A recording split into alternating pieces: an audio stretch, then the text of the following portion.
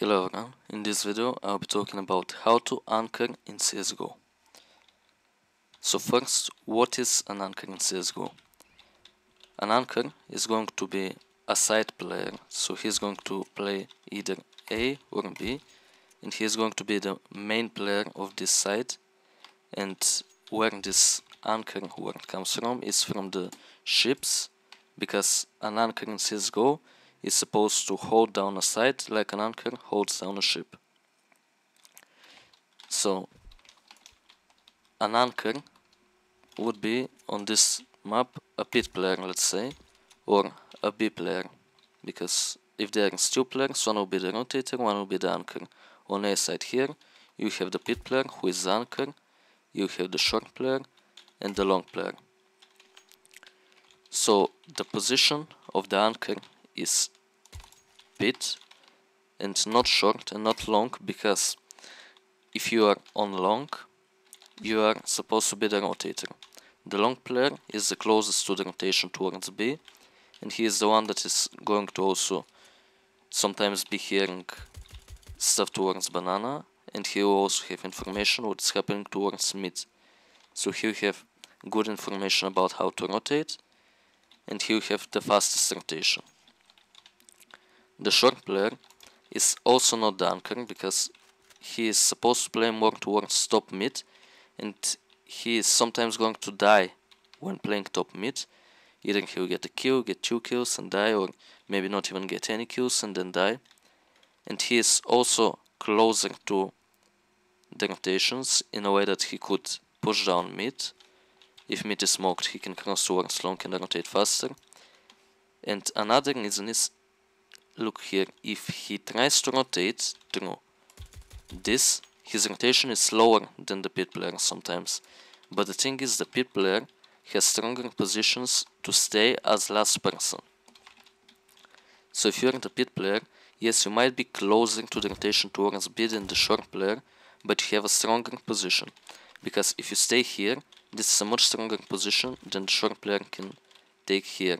So if you rotate off of this position, the short player is left with this position, and he can of course move towards side or move towards where you were, or towards speed, but that's unnecessary, and it's better if he rotates off. So the anchor has the strongest positions to hold down the side, and he is also the last one to rotate.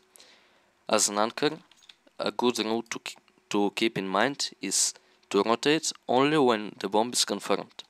So if you are in pit and your teammates say it's B, but they haven't seen the bomb yet, and let's say it's not confirmed that it's 5 players, maybe it's 4, maybe it's 3.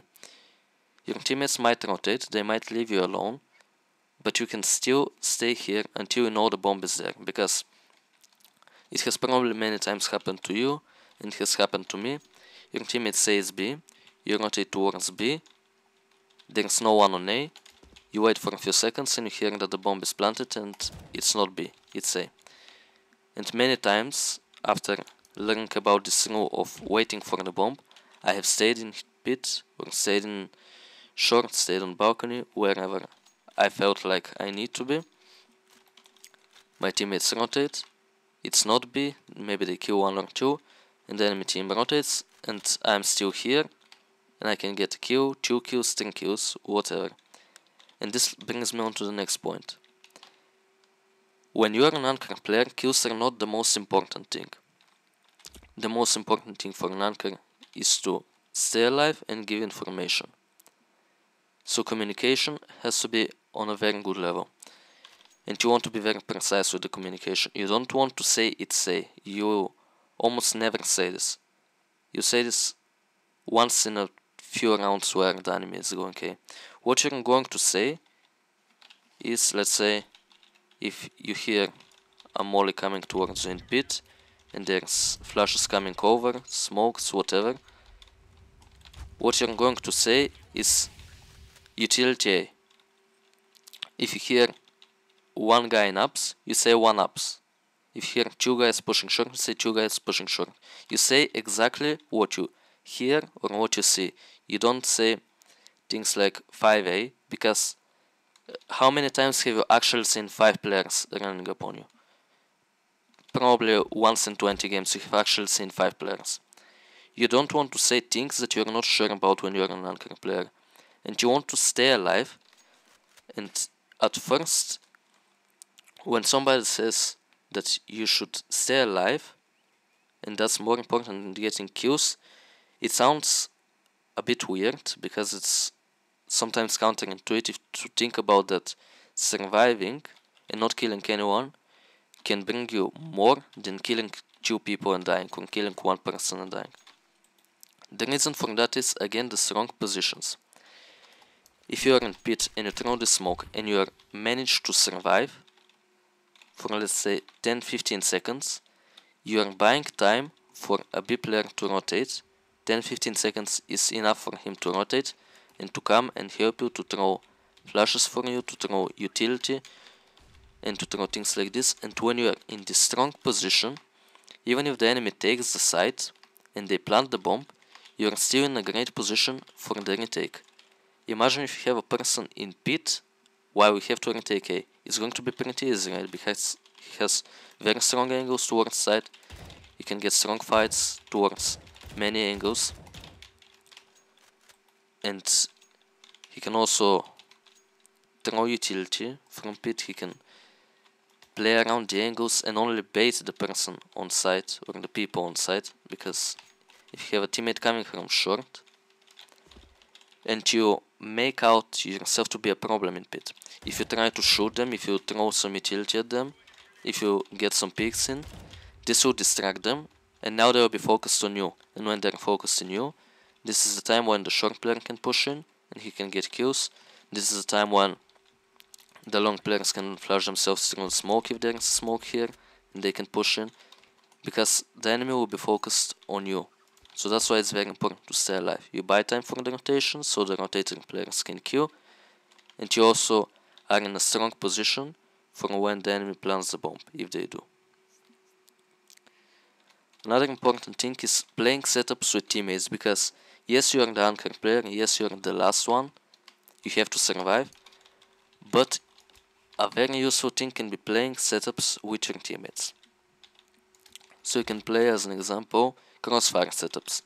Let's say you are here in pit and you have a player on this box here. You can get a grenade crossfire on the person who goes into sight, like this, and he's going to get shot from both directions, from front and from back, and he's going to die instantly from his perspective. Also, if somebody drops out of ups, you can pick him like this, and your side player can also pick from here, and you can again shoot at him from both sides. Your side player can also play from here, and then you can have crossfires towards the balcony or towards short as well. You can flash for each other from those positions. You can flash from pit like this towards short. This player can flash above you like this, and it's going to blind anyone towards short again. Another really good thing is bait and switch setups. Let's say you have your short player here, and as an anchor, almost always you want to play the bait. That's just how it is better. So your short player can be holding like this here, and you'll be in pit, and you try to take contact, try to take attention. You can throw utility, you can smoke yourself, you can flash for yourself, and just try to fight and not die. Try to fight and not die. Try to just shoot a few bullets, jiggle here and there, peek like this, and just shoot, so you take the attention. And the enemy again now thinks you are a problem and they have to deal with you. They might nade you a few times and they might try to push you. But remember, you are not alone. There is this player here. When they try to push you, they're focused on you, obviously. So he can shoot them from here. He can spray the guy who is coming out short, spray the guy who is coming out ups. He can drop down and he can hide. And now they think about him, and they kind of forget about you. It seems crazy, but they actually forget about you because they're getting killed by balcony. So now they think balcony is a problem. So you pick from pit, and you see people just looking at balcony because that's where they just got killed from. And you can also get easy kills now. So that's why bait and switch setups can be really strong. You can do this on other places, on other maps, on other positions. You can do it on the other side. Let's say you have a person triple who is just trying to fight in some way. Maybe he's throwing a smoke or something, he's flashing. He's trying to take the attention, and now the enemy thinks he is a problem, so they start running towards him, and you catch them when they're crossing onto our side. And then you start hiding, and then he peeks, and he says that people are watching dark, and there are easy kills. So you can play with this thought in your mind for what bait setups and what crossfire setups you can use. I can give you another example with playing maybe top second and playing boost on city. You can play crossfire like this, or playing first, like something that makes you shoot at one point. Imagine if there was a line coming out of my rifle towards my crosshair. Try to make setups where my line of the crosshair meets the other line of the person who I'm playing with. If those two lines meet, this means you're going to be shooting at the same person, so it's a crossfire. You don't have to be in one line like this, you don't have to be here and him there. You can be in different positions, different angles, but the important thing is that your bullets meet, because that's what the crossfire is. You don't have to be in one line, your bullets have to be shooting the same person. So I hope this video helped you, and you learned something new. You improved your ranking skills, you improved your team's overall holding down sides with the setups. And if it did help you, you can leave a like and you can subscribe to my channel to not miss out on any upcoming content. Thank you for watching.